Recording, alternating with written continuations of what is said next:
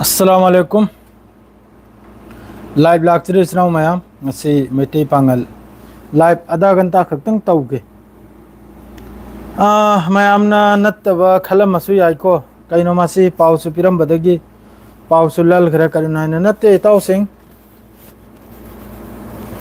project मचामसु होनजरी अदुगा लोइनना थबकसु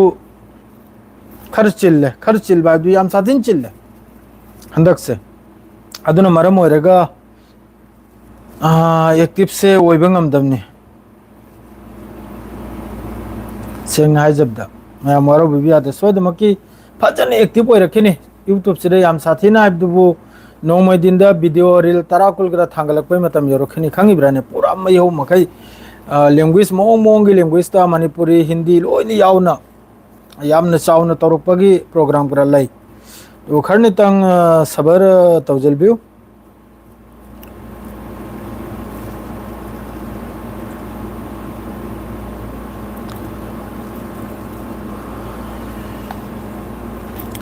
कना कना लेगे ngasi मैम का दुम पाव से फाउन गाइन थोलकपनी सब्सक्राइबर मैम आइबो सपोर्ट तौबिरबो मैम टॉप फैंस ते लेरबो मैम सि मैसी को पावलांग से तंग सलाम दुआ सि तौनगे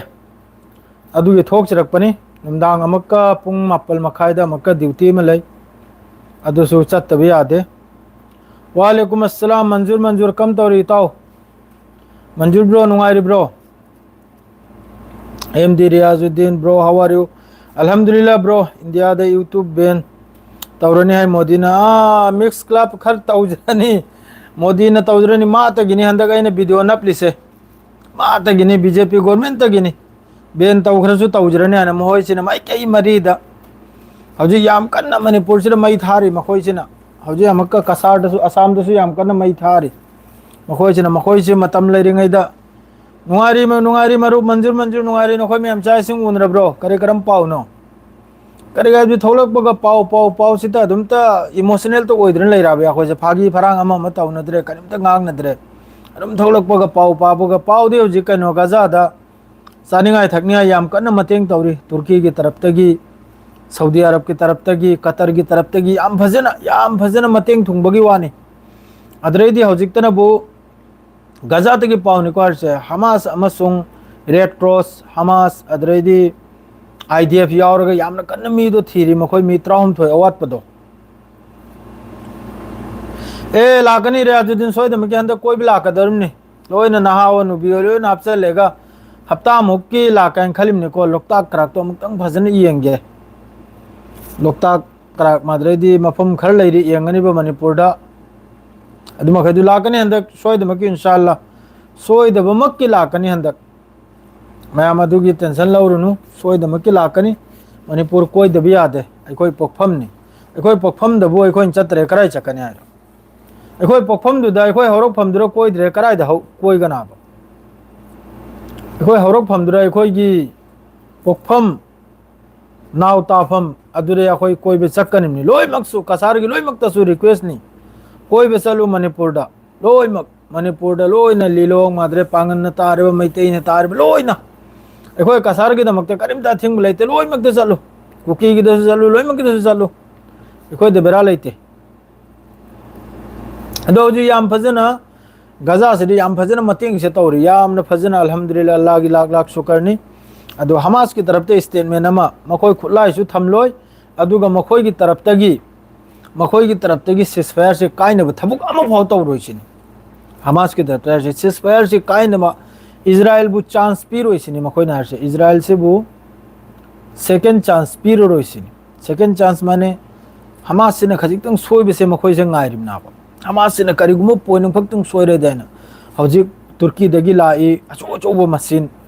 लेबा खोतोक निगाय माद्रे दे अकाय कोइ दु संदोक निगाय इजिप्ट तै लाकली मफम दे लायाबा अदु फरसु फत्रसु असाइगी लान मतमदा मतेंग तौखिदबसे उपाय लेतबगी मखोयजे मतेंग से तौदमनी अदुमक हौजिक लान लेखिबई मतुंगदा असाइगी अखोयना पाउ पिरिङै मतमदा फत्रे हाइबा कंट्री मखैदो अदुना हौजिक मई हौ महि मतेंग से तौरेबा चानिङाय दे हौना हौजिक तल मस्जिद खुजिंग खामगी कनोमदा मरमदा ममांग द नई नखरिमनी मुन नखरिमनी ꯑꯗꯣ ꯍꯧꯖꯤꯛꯇꯤ ꯃꯤ ꯑꯃꯃꯝꯅ ꯇꯜꯁꯤ ꯇꯔꯦꯠ ꯇꯔꯦꯠ ꯅꯤꯄꯥꯜ ꯅꯤꯄꯥꯜ ꯆꯥꯔꯤꯕꯅꯦꯕ ꯍꯧꯖꯤꯛꯇ ꯑꯗꯨꯗꯤ ꯄꯨꯔꯥ ꯑꯩꯈꯣꯏꯒꯤ ꯕꯦꯕꯥꯛ ꯍꯥꯏꯕꯗꯨ ꯌꯥꯝꯅ ꯁꯥꯊꯤꯅ ꯂꯦꯝꯅ ꯄꯥꯅ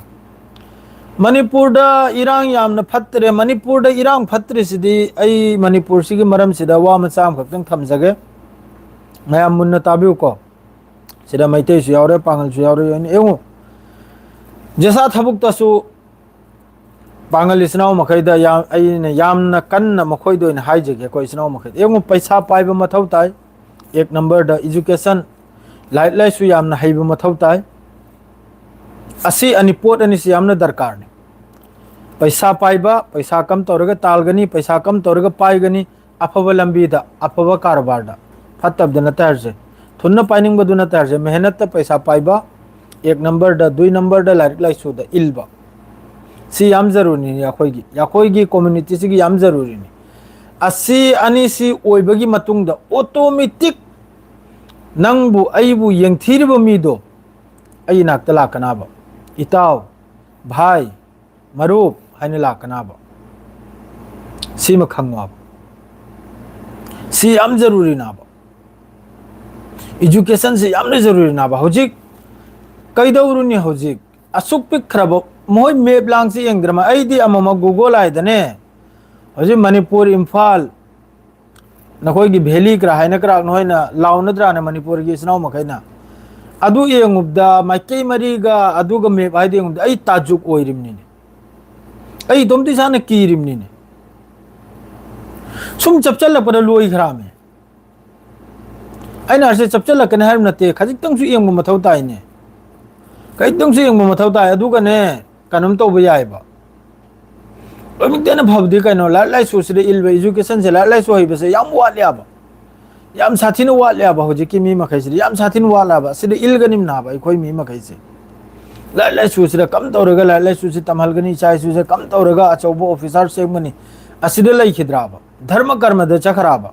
जात फात चखराबा नंग असेंगमनी नंग सेंगदमनी असिदे चखराबा अदुजु कनाना मखोइ मंगा तुरुखक थोगाइबगी सि होदनबा मखोइ मंगा तुरुकसिना मई कई मरी से मई से चूरिम नाब मखोई मंगा तुरुकसिना कनामते लोइमक फतब नते मखोई मरी मंगा से सी खक्तने नि मई थारे से मखोई मरी मंगा से न पूरा मणिपुर से अखोई की मई थागदौरिमनि मखोई मरी मंगा लैरे अदरदि नाकलम दतनते अखोई दसु लैरिमनि अखोई दसु माना अदुम गांगलादि अइसो अदुम गांगहौरगान ओकनि बमी लैरिमनि लोइन थेंगनरिमनि सोशल मीडिया से यूट्यूब तो होगेरा सोशल फेसबुक तो होगेरा थेंगनरिमनि नंगना अदुम हाइरादि अइसो अदुम हाइहौरगायना अइने हेक ताजल बिद्रदि वालोइरो पोतो सेंगना हाइबदा अइने हेक ताजल बिद्रदि अइना अनकेयर तो थोदि मो लौदाबा अदुगुम वादो सेंगना हाइबदा जो हाइनिंगबदो जो तौनिंगबदो कलादि माना हाइरनि नंगबुदि लायगा फुर देदोना नंगबुदु लायगा हल्लदाबा माना अदुम हाइजरिमनि लाउदना अदुम लैजै तुमिन लै थोलोइरा दुनि अइ वाइबु अइगी इंसाफ हाइबु अदुनि अइगी वाइबु चिन्नाक्ता हाइबिबा हौबिरकनु यावोंदा अइसु हौजरो यावोंदा हौबिरकनु अइसु हौरकलोइ नंगोंदा नंग थोकपा नंग पैसा तालो अइ थोकपै पैसा तालगे नुंसिनना लैसी सी दे हेलबा करिमता लैखिद्रमनि असिदा हिस्टोरी हानागी हौरकफम हानागी पोकलकफम फाटोकनरगा कसु कानरoi लाइक पुथोकनरगा लोइना लैरखरमनि लोइना उरमनि लोइमा खंगिमनि ngangiba midusu contribution de changimna masu khangyaba sigi mari se tatna be yaroi sigi mari se lakama phunna su hatna su sinra su si kadim ta tawbe yaroi se ma khangya magi adu politics na magi chinjak na man hullido magi chinjak na ba apang praja makhaidagi sendoi lobagi paisa lobagi khoi na ba man thai do mayam du praja du da khoi na man thai do thohal bagi adra apang bakharna adugi amka khupi namurim na ba tamona haibsiri chummi mamtolna haibsiri chummi khakana haibsiri chummi anam ka adra madre som dai khoi rom dai som ka thoklega es iam ba ngang ghaktani matik cha ba ngang ghaktani chaiba ngammi ba nang ghaktani anam ko khupi se nam narim na mai magi adu karino asaya hamde semle iduna ayamba community de paisa gi yahal bagi sendoi khai bagi som da alikpo community de ne kaino adu su adum paisa cha bagi nang ghaktani ngangi se khoi maramda nang ghaktani haina like follow comment असी फंगबैदमक्ता अदु मखैदुरी लापना लयु अैगे हिसाबता इसा इसु नहानुबी कम तौरगा लारिक तमहलगनी कम तौरगा officer सेमगनी कम तौरगा IPS सेमगनी कम तौरगा inspector सेमगनी कम तौरगा teacher सेमगनी कम तौरगा professor सेमगनी कम तौरगा पैसा तालगनी असिदा कुम थबि इस्नाउसिंग अदु भी हेल्ब लैखिद्रमनी पैसा लैरदिने लोइना नंगिनी पैसा लैखिद्रबा लोइखरा पैसा पाइखिद्रदी समाज नसु इज्जत तौररोय कराय नसु इज्जत तौररोय पैसा पाइखिद्रदी पैसा याम दरकार नहीं लाइक लाइसु तंब यामना दरकार नहीं लाइक लाइसु हईबा हौजे अखोइगी कम्युनिटी सिरि यामना वाले अब लाइक सिरि इलबसे याम साथिनो वाले अब इलेक्शन मतमदनबो इलेक्शन की खाव पाइबो मखै थोकरे माद्रेदी सिकुम्बा कम्युनल ओइबा माद्रेदी अमगा कम्युनिटी अनि की खजितंग इंथिन थोकलगले अदुई मतमद थोकरे नो जवान मखै खंगिब्राने कम तौरगा पैसा तालगनी कम तौरगा थोकलेगा अखोइजे पैसा तालछि अदुई मरमद लैखिद्रे सिकुम वासिद लौगनी बे लोइन गायना खरे अदुना कसु कानरो बार बार हारसिनी पैसा याम दरकार नि मी ओइबे यामने दरकार नि मिमांगदा प्रजा मयाम की ममांगदा मी ओइबा प्रोफेसर ओइबा इंजीनियर ओइबा सी याम दरकार नि एक नंबर दा सी यामने साथिन दरकार नि मी की खाव पाइरगा मी की ममई पाइरगा मी की दा लाइक तौरगा मी की दा फॉलो तौरगा अदुना कसु कानरो हौगलेबे पाखंग नखोय नसा नसा की पैसा तानब नसा नसा की कम तौरगा मी होगनी याखोय की देवजी कइनो उमर 40 नि लोइरे 3 बागो 2 बाग हेन लोइखरे याखोय पुंसी पैसा सु ताले अल्हम्दुलिल्लाह लोइमक्सु ओइरे अदु अफब खरतंग दि मयाम की दमक्ता लारिक लाइसु से यामना दरकार नि याखोय सु हजु लारिक है हौदमनिना आयुना लारिक तम हौदमनिना मी की द गुलाम खलरिमनि मी की द चागोर खलरिमना याखोय जो फजन लारिक तो इंग्लिश क्राक तो फजन तमन लादिना से याखोय जो लिंगना सुनाब लिंगना थाम दे लिसिंग मंगा त्रुकरा तानना तरामरम क्रक तानना रियालदा लिंगना लैगनाब अदु असाई मतमद्र सोल अब्दुर सोल हौदब दो अदुना हौजे हौगलेबा अंगांग मखै लारिक याम सोलु विद्या हारि से मयांग लोन विद्या हाइ लारिक से विद्या हारि से यामने इंपोर्टेंट निको यामने साथी ने इंपोर्टेंट नि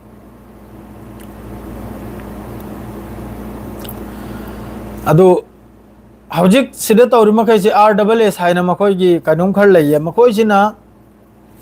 नि माइके मरि दौजे मै थारिसे RSS की मखोइगी मसुम चाब खर लै मसुम चाब हाइनि सेंग हाइबदा मसुम चाब हाइबदु याम साथिन मसुम चाब मखोइदु भारत की आजादी की लांदसु मखोइदु याउखिद्रब मिनि सेंग हाइबदा अदुगु मसुम चाब से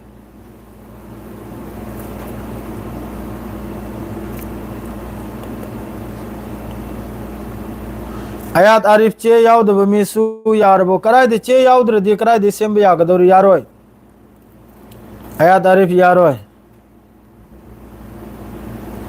कफाला की मतंग दो आई फेसबुक ता हागे इताव आयात आरिफ फेसबुक ता ओइना तौगे कफाला की से फेसबुक ता नबो कनोम क्राक से यामन लै फेसबुक तो ओइना तौरक्के औरे लोइना मतुंग दगा आधा घंटा मतुंग दा फेसबुक ता तौरक्के कफाला की सिस्टम की से सिनबो याखोय स्पेशल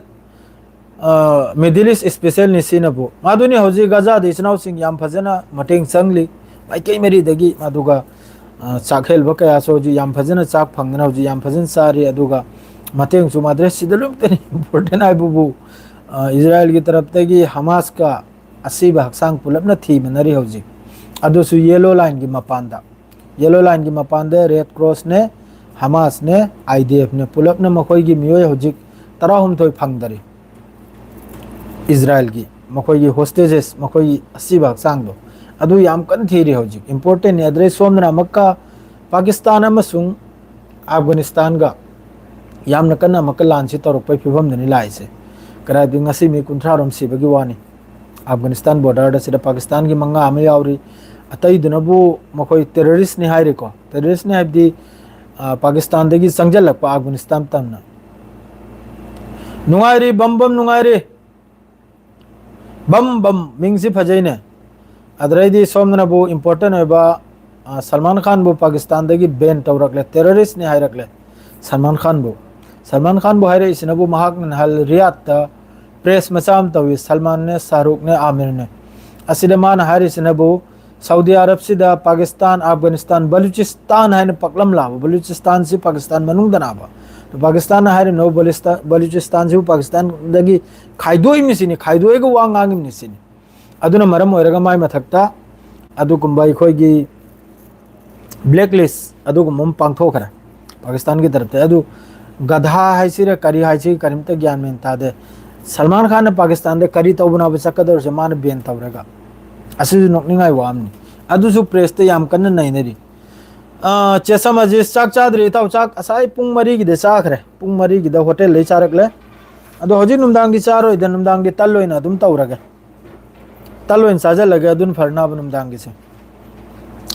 अदुनी हजि मयाम की दुआ दरुप्ता की याम फजन हजि मतेंग चंगली सनंगाई थकंगाई लेप्तबी चंगली हजि लोइमक याम फजन सारी थकली अदो आई सिदसु आईगा लैमनब सिदसु मखोई की पूरा मकोक तुनी आईगा लैमनरी से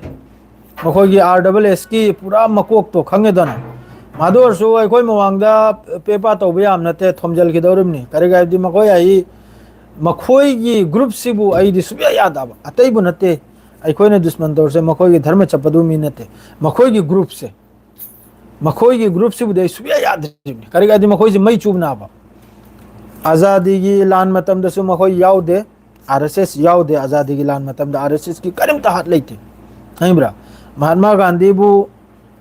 हतोक पसु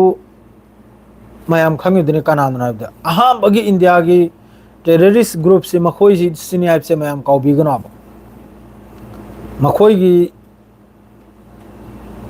ग्रुप तुनाब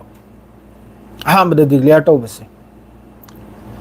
ईरान शांति दफमली जुबे नंग साइड की थोलकते आई हजिकते येंगिन हाक की कनो भाई भाई इलेक्ट्रिक से अदो इसो साइड ngaइरिम इबो रखले एंगो ईरान से हजिकसु शांति दनी याम साथिन शांति दनी मादमक पुनहल न्यूज़ खर थेंगनै एक्स ट्विटर दा MiG-29 अद्रैदी खुचु खलाय फेक ओरिब्रा चुम ओरिब्रा दि खंगदेको अदुगुमदु ईरान ना रिसीव तौबगी वानिको अदुगा ईरान हजिकसु रेडी दनी ईरान से याम कन्न मरक अमा खरनि मवारु रे मकई मरी दगी माई मथक्सर टैक्स लांग अमा मबुआई बसिदा अखोगी याम साथिन बाजार मार्केट से याम साथिन तांगुराबा माने याम साथिन हराव इताओ चसम अजीज अदु हौजिकता ईरान सुमाई थोको मागे रेदीनी लान की दमकता अदु को इजराइल ना हौद्रिमनि हजि पाबो अदु ईरान दसो असागी सोखिबा न्यूक्लियर मोहिगी फैसिलिटी मखैदो याम कने सेमगत सागले हौजिक ईरान दा अदु इंपोर्टेंट है वो हजिक तो इंपोर्टेंट हो रही वेस्ट बैंक से यामना साथीना अखोगी यामना साथीना वेस्ट बैंक की वीडियो खर लाई ट्विटर है नप यादबगिनी जैतून बागान दा जैतून फार्म दा यामना कन्ना अत्याचार यामना कन्ना अखोगी कनुम तो जुलुम तो बाइबदो अदु याम कन तौरी हजिक जैतून वेस्ट बैंक सिदा फिलिस्तीन की वेस्ट बैंक से याम कन्ना जुलुम से तौरे मखोई सेटलर मखैना पूरा खुल्लम खुला तौरिमनी वेस्ट बैंक जिरा ईरान सु याम साथी ने शांति ने हौजी शांति होइबि फै मिडिल ईस्ट शांति लाक पर से याम न फखरमनी नत्रदि मिसम गांगतनी सिदा सीरी से इताव जुबेर मिसम गांगतनी याम फजना चानिंगाय थकनिंगाय सऊदी अरब की तरफ तगी तुर्की की तरफ तगी जॉर्डन की तरफ तगी इजिप्ट की तरफ तगी खुचु खुलाइगा लोगेदा खुचु खुलाइ दि अखोई गे लेबाक सेंगदोकनिंगाय सरोक सेमनिंगाय माद्रेदि हानगी अखोई डिस्ट्रॉय ओइखरिबा बिल्डिंग मखैदो अदु ग्राक तो सेमनिंगाय बुलडोजर अचौ चंगलक्तना हजि याम कन सेंगदोक याबा गजा मनुंगसिदा अदु खक्तनी ngasiगी इंपोर्टेंट ओइबा पाउसे अदु अतैदि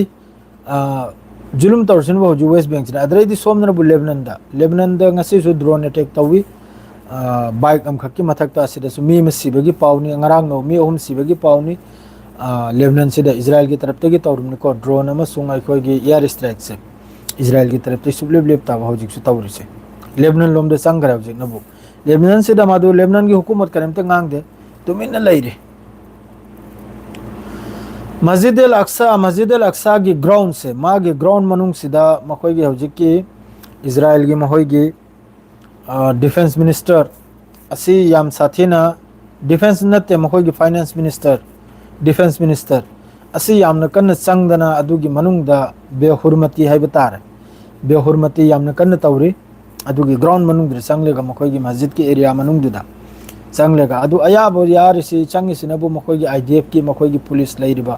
असिदा मतमदुरा लेबना खिमनबु UN मस्जिद अल अक्सा की कंपाउंड से यूएन की अंदर दा वालेकुम अस्सलाम यूएन की अंदर दा थंबगी वाने हजिकती यूएन करा करिमता लेतरे हजिकती यूएन करा करिमता लौतरे लई मस्जिद अल अक्सा याम फजन लई नमाज सोली लेप तबिदे लोइमक्सु नमाज सोली लोइमक्सु चली अदुम को खर जुलुम तौगी खर इजराइल की तरफ ते जुलुम खर तौरी अदुगुम मथक्तर अदु और अदुम शांति रखनी हजे हजिकते सोमद मखुगी सेटलर मखैन वेस्ट बैंक जेरूसलेम रमल्ला असोमदे याम कन्ना मिसम हाईगी मथक्ता फार्म तौबा माद्रे इंखोल तौबा अदुम हाईगी मथक्ता हजिकसे जैतून हेकपु मतमनी हजिकसे फिलिस्तीन दे जैतून हेकपु मतमनी अदुना अदोम द खजितंग जुलुम से तौरिया मखोइना अदु और अदुम तल अदुम फरानी दा आई वाखल अदुम शांति से लाख हो रहा हजिक अदुम तल तौदना अदुम शांति ओइखरानी अदरदि हजि याम कन्ना मनुंग द थबुक सूर्या करीनो आइबु महोइगी एमदी आही थुगाई खाइबगी मखोइगी एमनी दना सहित तौथोकपगी मखोइगी एमनी अदोरसो आहीदा खजितंग तौरकपदा इस्लामिक कंट्री मखैसे लोइन एक्टिव ओइरे आबा आहीदा खजितंग हेंजलकपदने लोइन एक्टिव ओइरे आबा आहीदा खजितंग कारण तौजलप लोइमंग स्टेटमेंट पिरे आबा अदरैदि नहल सऊदी की मरमदा खजितंग हेंजनना गांगबदसु लोइमंग न कंडेम तौरे आबा नोंगालबग लांथोरा इमनाबा इजराइल की महोइगी स्मोर्टिस आइना लाई मची होबुम क अदु नोंगालबग लांथोरा आबा अदुम तौदना इंगबोदी इंगनी सिदा माइके मरी दगी फोर्स चंगले अदरैदि हजि यूएन की फोर्स की तरफ तगी हजि गजा से सेंगत सागत तौर होइना येंगेगा करादि सेस्फेयर से काइदनबा अदु खक्तनी इताउसिंग नहिगी पाउसे स्वाइसरे लोइरसि अदु आई सोमदु थबक मसाम ले मासे अमतंग तौजगे मैम नुगाइन लेरो लाकनी सोइदमकी नुरुलामिन सोइदमकी फजने एक्टिव ओइरकनी यूट्यूब त मैम खरनी तंग सबर तौबि नोंग निनी सिखक्तंग सिहारग लोइजर वालेकुम अस्सलाम गुड नाइट ब्रो मैम